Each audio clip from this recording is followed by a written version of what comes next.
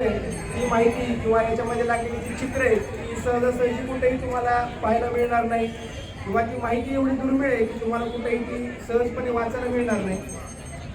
Chhatrapati Shivaji Maharaj park art फेस्टिवलच्या माध्यमातून दरवर्षी काही ना काही नवीन देण्याचा आमचा प्रयत्न असतो. साईनाथ पुलेले सर यांनी दरवर्षीप्रमाणे याही वर्षी एका नवीन संकल्पनेसाठी आम्हाला सुचवलं आणि किरण शिंदे दादा असतील, निलेश सकट दादा आहेत, गौरव दादा आहेत, ओम दादा आहेत, आम्ही सर्वांनी एक वेगळा प्रयोग केला की महाराष्ट्रात जन्मलेले सह्याद्रीमध्ये शेती करणारे जे खोपडे बांधण ही जी शेतकऱ्यांची पोरं आहेत ह्यांनी आजच्या अफगाणिस्तानच्या सीमेपर्यंत धडका मारल्यात. महाराष्ट्रात जन्मलेल्या आपल्या मराठा वीरांनी पश्चिमेकडे पाकिस्तानपर्यंतचा पूर्ण मुलूक, पूर्वेकडे बंगालचा आजचा जे ढाका आहे त्या बांगलादेशच्या राजधानीपर्यंतचा मुलूक आणि दक्षिणेला मदुराईच्या खाली 30 ते 40 किलोमीटर पर्यंत आणि उत्तरेला काश्मीरच्या सीमेपर्यंत एवढा पूर्ण मुलूक मराठ्यांनी आपल्या ताब्यामध्ये आणला होता. आणि ज्या वेळेस भारतावर आक्रमण झालं, ज्या वेळेस दिल्लीवर आक्रमण झालं त्यावेळेस महाराष्ट्रामधून सैन्य गेलं दिल्लीच्या रक्षणासाठी. तर त्यावेळेस जे मराठा योद्धे लढले, ज्यांनी आपलं सर्वस्व अर्पण केलं, त्या मराठा योद्ध्यांच्या आठवणीमध्ये काही प्रतिकात्मक 15 ते 16 मराठ्यांची आपण इथं चित्र लावली आहेत, जी दुर्मिळ आहेत, जी अस्सल आहेत. आणि छत्रपती शिवाजी महाराज जे आपल्या महाराष्ट्राचं किंवा संपूर्ण भारताचं प्रेरणास्त्रोत आहे, जे आपल्यासाठी नवनिर्मितीचं प्रतीक आहे, त्या छत्रपती शिवाजी महाराजांपासून ते मराठ्यांच्या साम्राज्याचे शेवटचे सर्वात महान योद्धे असलेले यशवंतराव होळकर यांच्यापर्यंतचा एक चित्रमय इतिहासाचा प्रवास तुमच्यासमोर मांडण्याचा एक आम्ही प्रयत्न केला. आणि या प्रवासामध्येच आम्ही तर काही अस्सल शस्त्रे ठेवली. आपल्यासमोर एक खूप मोठा गैरसमज असतो की शिवाजी महाराज, संभाजी महाराज हे एवढे मोठे योद्धे होऊन गेले, तर जेवढा मोठा योद्धा तेवढं त्या तलवारीचं वजन जास्त. संभाजी महाराज म्हणले की वजन 60 किलो पाहिजे त्यांच्या तलवारीचं, किंवा संताजी घोरपड्यांना दिल्लीहून महाराष्ट्रात येत असेल तर 4 तास लागतात घोड्यावर. अशा प्रकारचे बरेच गैरसमज आज आपल्याला वाचायला मिळतात, ऐकायला मिळतात. पण तुमच्यासमोर मांडलेला हा खरा इतिहास आहे, ही खरी शस्त्रे ज्यांना एकेकाळी रक्त लागलेलं आहे. आज तुमच्या मार्फत या रक्त लागलेल्या या शस्त्रांवर आज फुलं उधळण्यात आली. एक प्रकारे हे इतिहासाचं पुनरुज्जीवनच आहे, प्रतिकात्मक पुनरुज्जीवन आहे. छत्रपती शिवाजी महाराजांनी दिल्ली जिंकण्याची जी प्रतिज्ञा केली होती त्याचा एक हेनरी नावाच्या एका डच व्यक्तीने त्याच्या कागदपत्रात उल्लेख करून ठेवलाय. तर तो उल्लेख आपल्याला इथं वाचायला मिळतो. छत्रपती राजाराम महाराजांच्या काळात ज्यावेळेस मराठ्यांच्या साम्राज्यामध्ये मुघलांनी, औरंगजेबाने आपल्या पूर्ण ताकद घेऊन आक्रमण केलं होतं, छत्रपती संभाजी महाराजांचा दुर्दैवी मृत्यू झाला होता. अशा कठीण परिस्थितीमध्ये जिंजीला आपली राजधानी बनवलेल्या राजाराम महाराजांनी दिल्ली जिंकण्याचं स्वप्न बघितलं आणि आपल्या 2 सरदारांना कृष्णराव आणि हनुमंतराव घोरपडे या दोघांना तशा आज्ञा केल्या होत्या. म्हणजे आपण फक्त एक बाजू पाहतो इतिहासाची, पण दुसरी बाजू आपण पाहत नाही की जिंजीला राहून दिल्ली जिंकणारा आपला छत्रपती आणि त्यासाठी पैशाची तरतुदी करणारा, सनद देणारा, ह्याचं जे काय पूर्ण अस्सल वर्णन आहे, समकालीन वर्णन, ते सुद्धा आपण इथं केलेलं आहे. आणि औरंगजेबाला छत्रपती शिवाजी महाराजांच्या मृत्यूनंतर वाटलं की तो महाराष्ट्र सहजपणे जिंकेल. संभाजी महाराजांच्या मृत्यूनंतर वाटलं ते स्वप्न पूर्ण झालंय. राजाराम महाराजांच्या मृत्यूनंतर वाटलं की आता त्याला अडवणारा कुणीही नाहीये.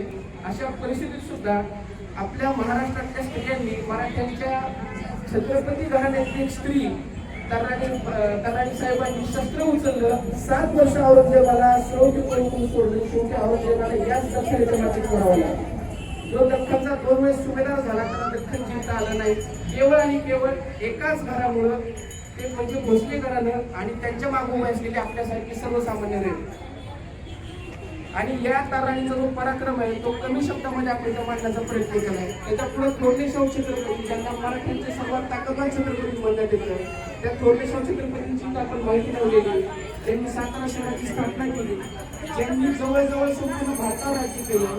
1720 साली म्हणजे शिवाजी महाराजांच्या मृत्यूच्या 40 वर्षानंतर शाहू छत्रपतींनी दिल्ली जिंकली.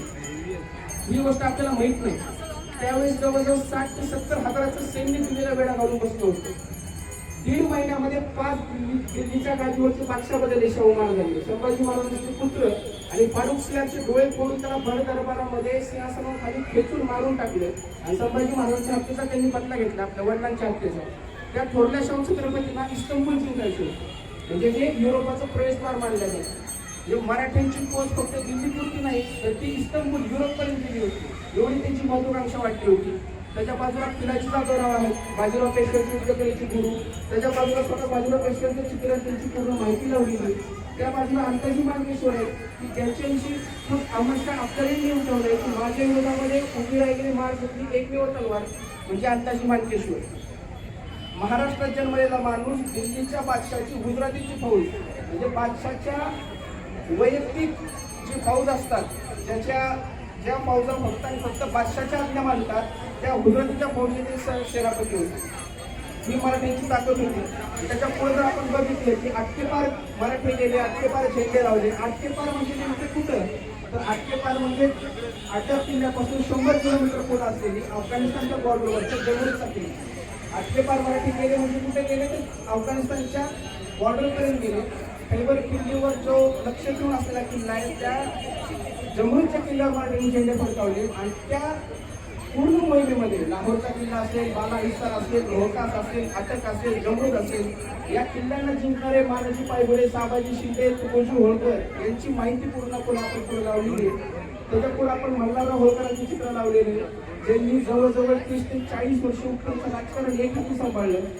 त्यापुढे सदाशिवराव बहुपेशव्यांचं चित्र आहे. पानिपतच्या युद्धामध्ये ज्यांनी आजच्या दिवशी बलिदान दिलं त्या सर्व पानिपतच्या योद्ध्यांच्या प्रतिकात्मक स्वरूपामध्ये आपण सदाशिवराव भाऊचं चित्र लावले. दत्ताजी शिंदे ज्यांच्यामुळं आज मराठ्यांचं नाव इतिहासात अग्रमर झालं की बचेंगे तो और भी लढेंगे. हे आपलं जगण्याचं स्पिरिट आहे.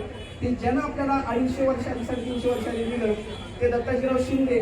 त्यांचे चित्र ज्यांच्या बलिदानाची प्रेरणा ही पानिपतच्या मोहिमेची सुरुवात आहे त्यांचं आपण चित्र आणि माहिती आपण थोडक्यात लावलेली. आणि त्याच्या पुढे कृष्णराव पवार आहेत, माजी शिंदे की ज्यांनी पानिपतचा बदला घेतला, नजिबाचं खडगं फोडलं, त्याची हाडं पिकून दिली, त्याच्या नातवाची कात्री जिवंतपणे सोडली. त्या माजी शिंदेंनी दिल्लीच्या किल्ल्यावर जवळजवळ 14 वर्ष भगवा फडकवलेला आहे. त्या माजी शिंदेचं चित्र आहे.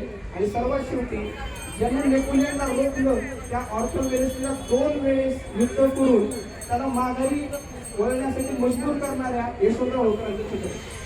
त्यांना इंग्रजांनी सुद्धा म्हटले भारताचं नेपोलियन, पण मला असं वाटतं की नेपोलियनला आपण त्यांच्या देशाचे यशवंतराव होळकर म्हणलं तर चांगलं प्रयुक्तिक ठरेल, कारण यशवंतरावचा पराक्रमच एवढा मोठा आहे, पण ते लोक काय उपेक्षित राहिलेला आहे. अशी ही आपण शिवाजी महाराजांपासून सुरू केलेली मराठा साम्राज्याची दिल्ली जिंकण्याची जी सफर आहे किंवा भारताच्या पूर्णपणे भूभागावर वर्चस्व प्रस्थापित करणाऱ्या मराठ्यांचा एक इतिहास आहे हा आपण इथं मांडला आहे.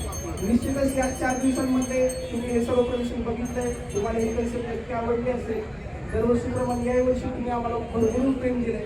पुढच्या वर्षी आम्ही काहीतरी नवीन वेगळं घेऊन तुमच्या समोर मांडण्याचा प्रयत्न करू. पुढच्या वर्षी नक्की भेटू. धन्यवाद.